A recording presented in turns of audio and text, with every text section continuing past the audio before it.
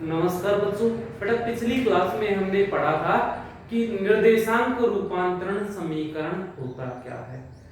इस निर्देशांक रूपांतरण समीकरण के लिए हमने स्थिति का रूपांतरण पढ़ा था, वेग का रूपांतरण पढ़ा था और त्वरण का रूपांतरण पढ़ा था। तीनों पढ़े थे। सबसे पहले हमने इसके लिए कौन सा निकाला था कि एक निर्देश तंत्र के सापेक्ष दूसरा जो निर्देश तंत्र है वो स्थानांतरित कर दिया गया। इसके सापेक्ष हमने समीकरण निकाले थे। इसके पश्चात दूसरी स्थिति में क्या किया था कि एक के सापेक्ष दूसरा निर्देश तंत्र है वो नियत वेग से गतिशील है। इसके पश्चात हमने किया था कि किसी निश्चित कोण थीटा पर झुके हुए निर्देश तंत्र के लिए कैसा समीकरण, रूपांतरण समीकरण। इसके बाद हमने पढ़ा था कि देखो निश्चित कोण पर तो झुका हुआ है लेकिन वो स्थिर नहीं है, कैसा है, गतिशील है। तो ऐसे निर्देश तंत्र के लिए भी क्या निकाला था, रूपांतरण समीकरण ज्ञात किया था। इसके बाद जो अपना अगला टॉपिक है बेटा वो है गैलीलियन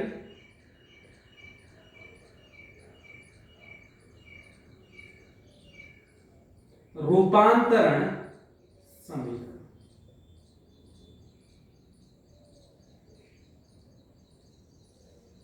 गैलीलियन रूपांतरण समीकरण ये अपना अगला टॉपिक है। देखो गैलीलियन रूपांतरण समीकरण होता है, अपने पास एक निर्देश तंत्र है,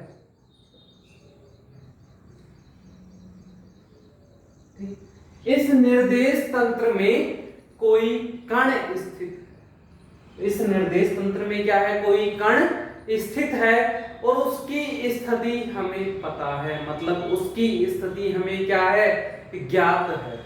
तो एक निर्देश तंत्र है जिसमें स्थित कण की स्थिति हमें क्या है, ज्ञात है।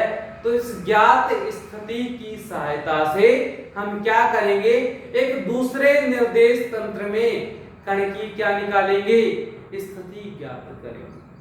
मतलब एक निर्देश तंत्र में जो कण की ज्ञात स्थिति है, इस ज्ञात स्थिति की सहायता से हम दूसरे निर्देश तंत्र में जो कि माना जड़त्वीय निर्देश तंत्र है, जड़त्वीय निर्देश तंत्र होता क्या है, जिसमें गति के सारे नियम क्या होते हैं, लागू होते हैं और जिसमें बाहर से कोई कार्य नहीं किया जाता, यानी कि बाहर से कोई बल उस पर नहीं लगाया जाता।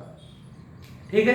तो एक निर्देश तंत्र है जिसमें हमें कण की स्थिति पता है और उसकी सहायता से हम उस ज्ञात स्थिति की सहायता से हम क्या करते हैं, दूसरा जो निर्देश तंत्र है अपना उसमें कण की स्थिति को क्या करते हैं, ज्ञात करते हैं।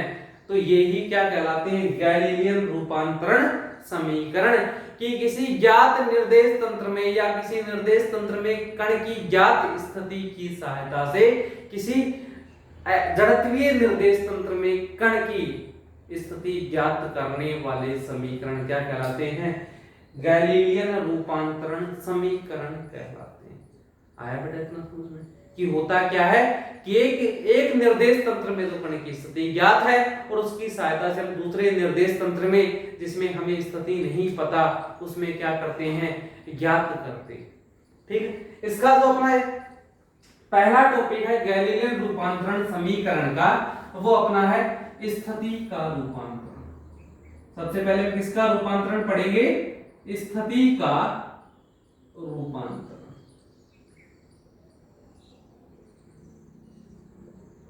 देखो बेटा समझो स्थिति का रूपांतरण क्या होता है। यहां पर माना अपने पास ये एक निर्देश तंत्र है,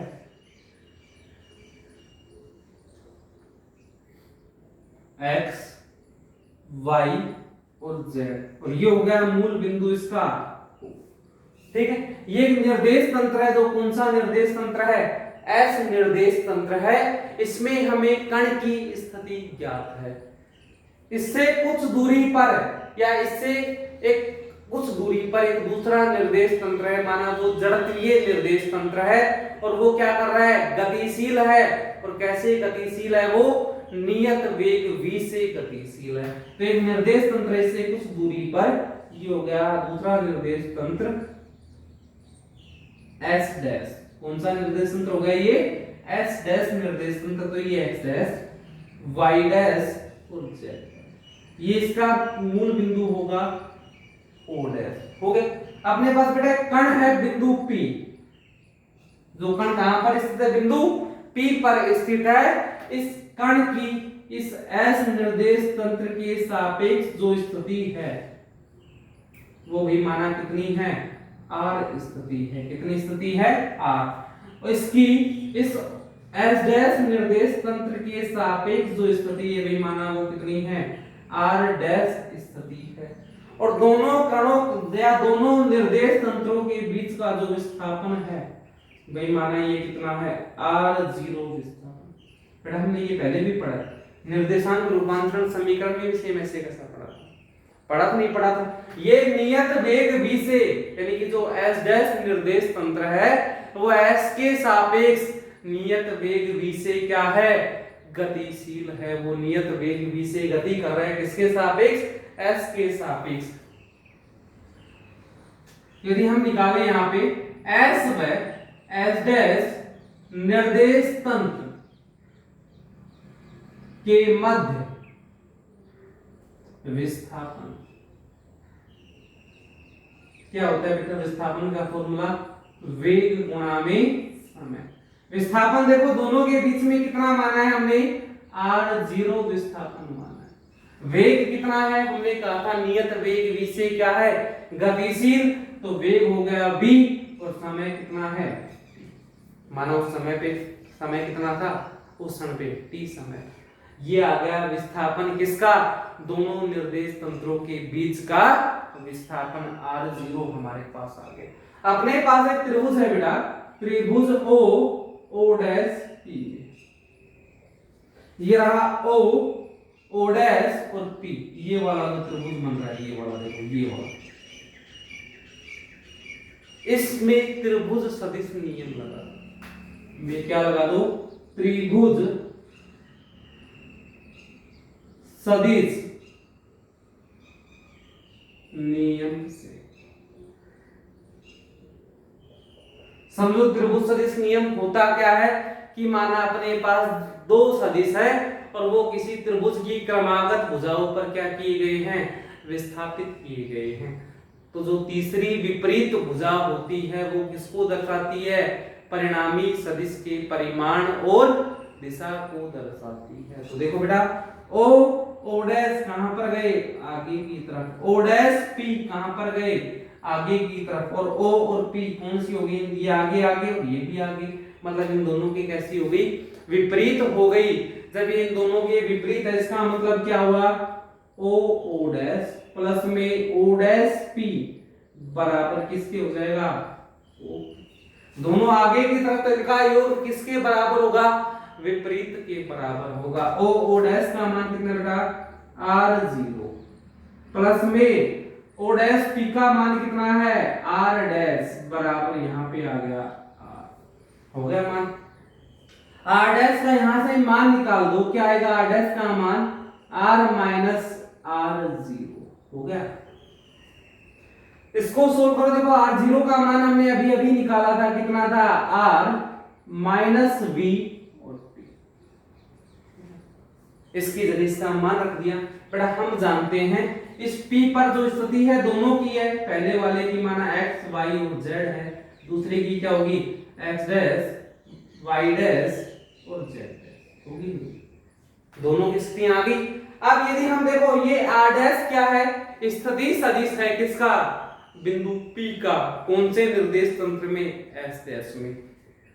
R क्या है, बिंदु P का स्थिति सदिश है, कौन से निर्देश तंत्र में, S निर्देश तंत्र में।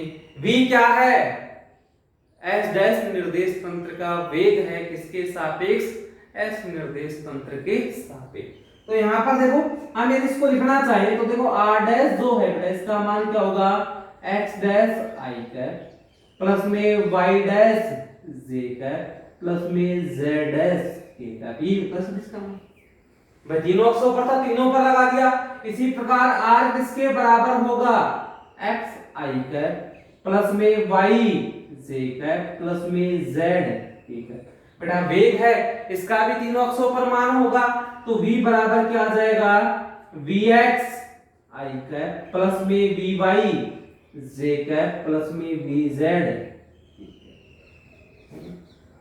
इसको दे दो समीकरण नंबर 1 और इसको दे दो समीकरण नंबर 2। तो क्या करो बेटा, समीकरण 2 से किसमें मान रख दो, 1 में मान रख दो।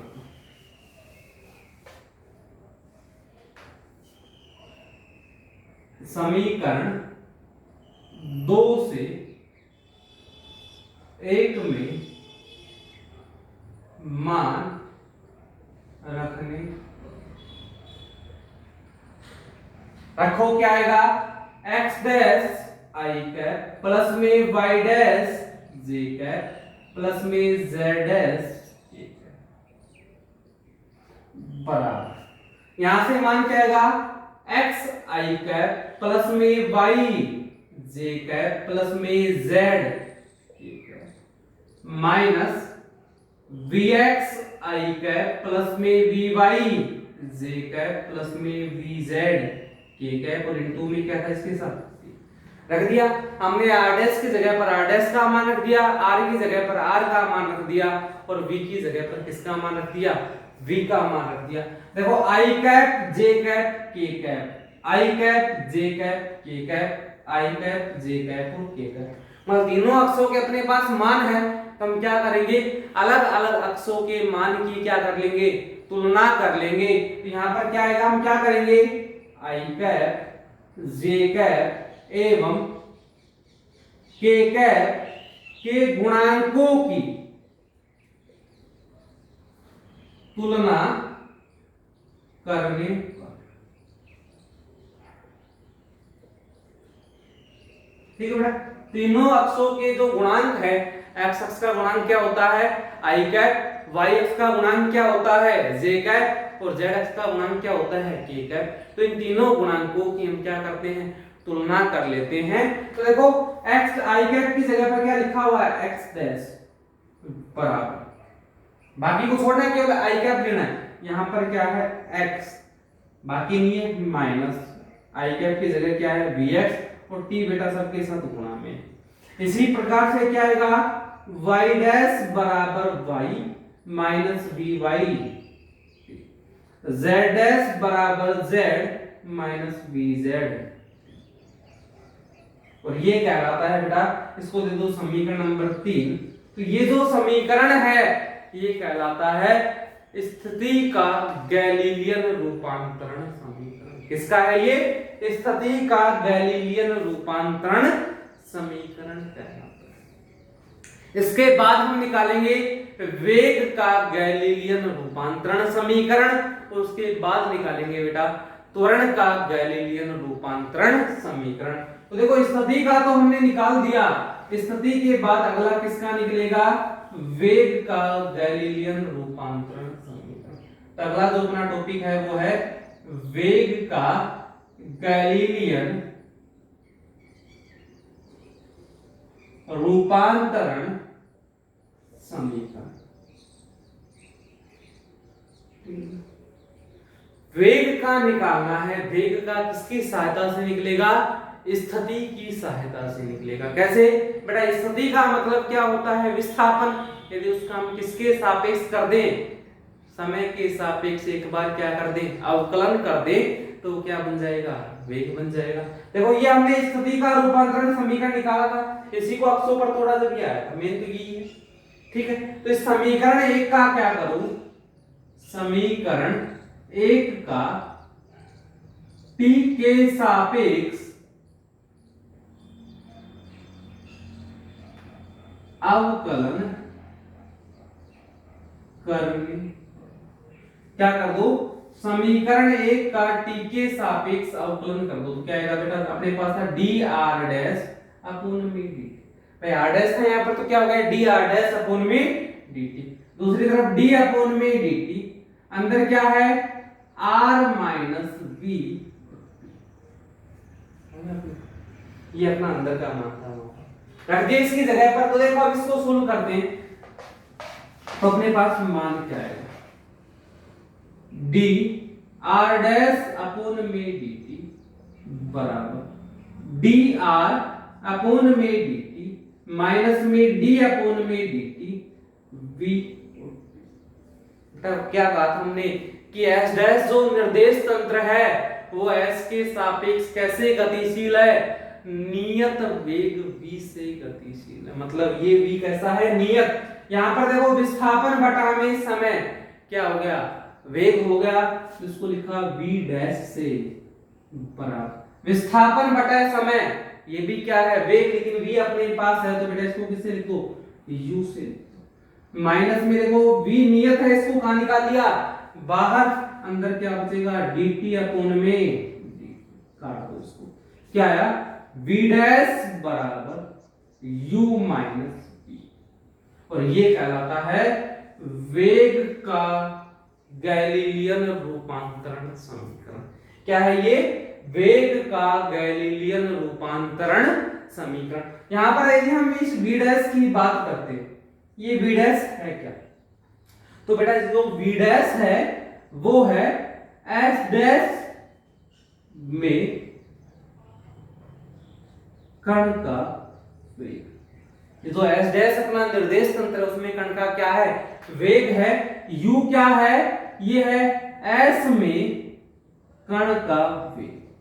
जो s अपना निर्देश तंत्र है उसमें कण का क्या है, वेग है। और देखो जो v बचा, v क्या है, इसके सापेक्ष, यानी कि s डैश का s के सापेक्ष जो दूसरा निर्देश तंत्र था उसका पहले के सापेक्ष क्या है, वेग है। तो देखो v डैश क्या हुआ अपने पास, v डैश हुआ कि जो दूसरा निर्देश तंत्र था उसमें कण का वेग, यानी कि s डैश में कण का वेग।